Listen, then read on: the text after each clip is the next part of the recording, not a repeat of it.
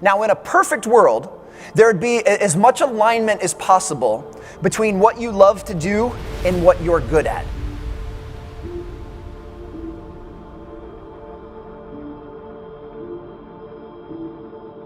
That would be the ideal role for you to spend most of your time doing what you love and what you're good at. And that would be a perfect world. But as you all are well aware, we live in a practical world, so it's not always perfect.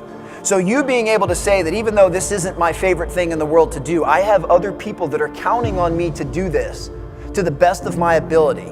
When you get folks to buy in to do that, that's when we create something special when it comes to roles. And each of you needs to think well above and beyond just knowing what your role is.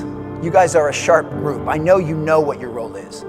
But where you have to actually ask yourself a question when you look in the mirror is, are you truly embracing that role with everything that you have? And do you do everything in your power to star in your role? I know there's big roles, there's small roles, there's all sorts of different boxes on the org chart. I get it. But all you have to worry about is guard your yard.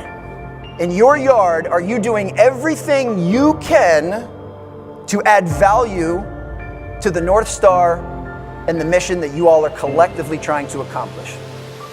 In order for you all to truly get there, and to get there as efficiently as possible, I need every single one of you to be able to look in the mirror and say, yes, that's what you do. Now let's talk about accountability. Holding someone accountable is not something you do to them. It's something you do for them. And it's really important to have that mind shift. Holding someone accountable shows them that you care about them. You're basically saying, I believe you're better than what you're showing me. I know you're capable of more than this, and I'm not going to let you slide on that. Whether you're a parent or a leader within the company, holding people accountable shows them that you care. And in order for you all to reach that North Star, you have very high standards. And the key is not just having high standards. Anyone can have high standards. Do you hold each other accountable to executing those high standards? That's the difference between an average team and a good team and a great team, and a great team and an unbeatable team. It comes down to accountability. But here's the other difference. In very average organizations, accountability is simply vertical. They look at the org chart and say, I'm in charge, you report to me, I hold you accountable. You're in charge of these people, you hold them accountable. That's very basic.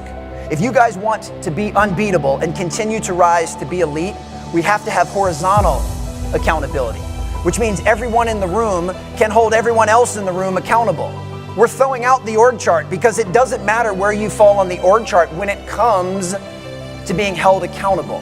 Which means you don't wait for me to tell you to do what you're supposed to do. These two guys to your right and left are going to tell you and hold you accountable to make sure that you're doing it. And how do we get that type of buy-in and believe in? Is we simply have to ask permission.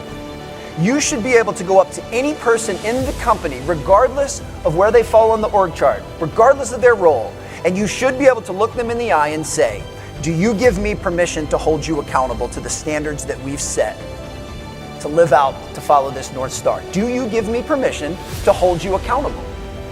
It's a binary question. It's a yes or a no. Anyone that answers no to that, I'm not looking to do a mass firing, but I would strongly consider that that person shouldn't be on the team, because anyone that's not willing to allow themselves to be held accountable for the greater good, that's an act of selfishness. And we need to make sure we eliminate and eradicate any type of selfishness if you guys want to be unbeatable. Which means, in essence, every single person in this room should be able to look at anyone else in this room and say, yes, you can hold me accountable. Yes, I want you to hold me accountable. Yes, please hold me accountable so that I can be the best that I'm capable of and we can be the best that we're capable of. And once everyone is bought in and given that permission, then we've taken the personalization out of it. It's not personal. So it goes back to, it doesn't matter if you like or dislike someone. It has nothing to do with that. It has to do with holding them accountable to the standards you've set to go after this Goliath of a goal that you all have.